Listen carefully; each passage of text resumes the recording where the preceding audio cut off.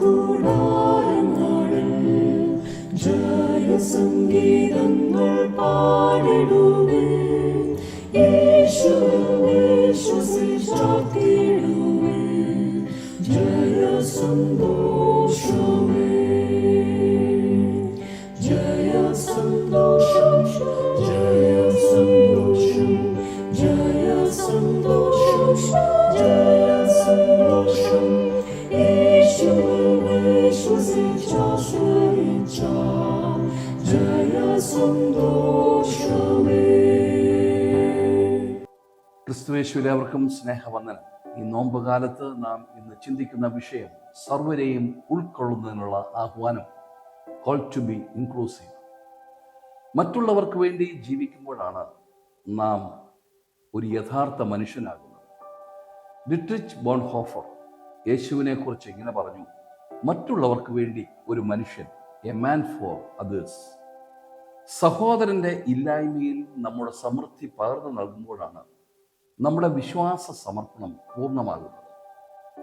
വിശുദ്ധ മത്തായി 15:21 മുതൽ 28 വരെയുള്ള ഭാഗങ്ങളിൽ കാണുന്ന കനാന്യ സ്ത്രീ യേശുവിനോട് തൻ്റെ മകളുടെ രോഗവിവരം അറിയിച്ചുകൊണ്ട് നിലവിളിക്കുന്നു. അവൾ നിലവിളിക്കുകയാണ്. അവളുടെ നിലവിളി ഇങ്ങനെയാണ്: ദാവീദ് പുത്രാ, എന്നോട് കരുണ തോന്നണമേ, ഹാവ് മേഴ്സി ഓൺ മീ. എൻ്റെ മകൾക്ക് കഠിനമായ ഭൂതബാധ ഉണ്ടായിരിക്കുന്നു. നമുക്കറിയാം, ഇവളൊരു കനാന്യ സ്ത്രീയാണ്, പുറംജാതിക്കാരിയാണ്. ഇവളോടുള്ള യേശുവിൻ്റെ പെട്ടെന്നുള്ള മറുപടി നമുക്ക് അത്ഭുതമായി തോന്നാം. യേശു പറയുന്നു, മക്കളുടെ അപ്പമെടുത്ത് നായ്ക്കുട്ടികൾക്ക് ഇട്ടുകൊടുക്കുന്നത് നന്നല്ല. നായ് പുറംജാതിയെയും മക്കൾ ഇസ്രായേലിനെയും, അപ്പം അനുഗ്രഹത്തെയും സൂചിപ്പിക്കുന്നു എന്നുള്ള കാര്യവും നമുക്കെല്ലാവർക്കും അറിയാം. ഇംഗ്ലണ്ടിലെ പുതിയ നിയമ പണ്ഡിതനായ ആർടി ഫ്രാൻസ് ഇതിനെപ്പറ്റി പറയുന്നത്, അവൾ എങ്ങനെ പ്രതികരിക്കുമെന്നറിയാൻ യേശു ഉപയോഗിച്ച ഒരു വാക്കാണ് ഇത് എന്നുള്ളതാണ്. എന്നാൽ അവളുടെ മറുപടി യേശുവിനെ അതിശയിപ്പിക്കുന്നു. അവൾ പറയുന്നതിൻ്റെ അർത്ഥം ഇതാണ്: യേശുവേ, അങ്ങയുടെ ശുശ്രൂഷ പ്രാഥമികമായി ഇസ്രായേലിന് വേണ്ടിയാണെങ്കിലും അങ്ങ് നൽകുന്ന അനുഗ്രഹങ്ങളുടെ പങ്ക് ഞങ്ങൾക്കും അവകാശപ്പെടാമല്ലോ. പിന്നീടുള്ള യേശുവിന്റെ പ്രവൃത്തി അവളെയും ഉൾക്കൊള്ളുന്നതാണ്. യേശു പറയുന്നു, നിന്റെ വിശ്വാസം വലിയത്, O woman, great is your faith. നിന്റെ ഇഷ്ടം പോലെ നിനക്ക് ഭവിക്കട്ടെ. വിശുദ്ധ വചനം പരിശോധിക്കുമ്പോൾ, പ്രത്യേകിച്ച് പുതിയ നിയമ വേദഭാഗമൊക്കെ പരിശോധിക്കുമ്പോൾ, യേശുവിൽ നിന്ന് ഇതുപോലെയുള്ള ഒരു അംഗീകാരം മറ്റാർക്കും ലഭിച്ചതായി നാം കാണുന്നില്ല. നിന്റെ വിശ്വാസം വലിയത്, ഗ്രേറ്റ് ഈസ് യുവർ ഫെയ്ത്ത്. അതാണ് യേശുവിന്റെ സാക്ഷ്യം കനാന്യ സ്ത്രീയെ പറ്റി.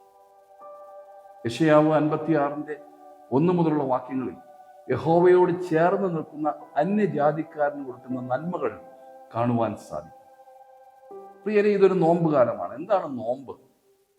അയൽവക്കത്ത് ദുർഗന്ധം വമിക്കുന്ന ജീവിതവുമായി ഒരു ലാസർ ഉണ്ടെന്നും അവന്റെ ഉയർത്തെഴുന്നേൽപ്പ് എൻ്റെ വീടിൻ്റെ ആനന്ദ കാരണമാണെന്നും അത് എൻ്റെയും ഉയർത്തെഴുന്നേൽപ്പാണെന്നും ഉള്ള തിരിച്ചറിവാണ് നോമ്പ്.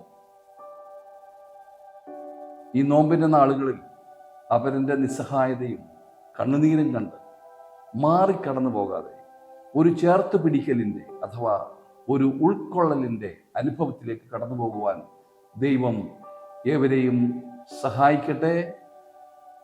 ഈ ചെറിയ ചിന്തകൾ ഈ ദിവസം നമ്മെ ധന്യമാക്കട്ടെ. പ്രാർത്ഥിക്കാം. ഞങ്ങളുടെ സ്വർഗീയ നല്ല പിതാവേ,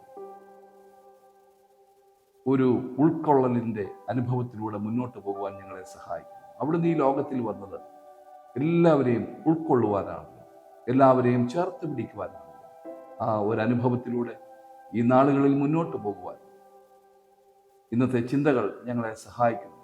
കനാന്യ സ്ത്രീയുടെ വിശ്വാസത്തെ അംഗീകരിച്ച കർത്താവ് മറ്റുള്ളവരെ അംഗീകരിച്ചുകൊണ്ട് മുന്നോട്ട് പോകുവാൻ ഞങ്ങളെ സഹായിക്കണം. യേശു മൂലം അടിയങ്ങളുടെ പ്രാർത്ഥന കേട്ട് ഉത്തരം അരുളണമേ. ആമേൻ.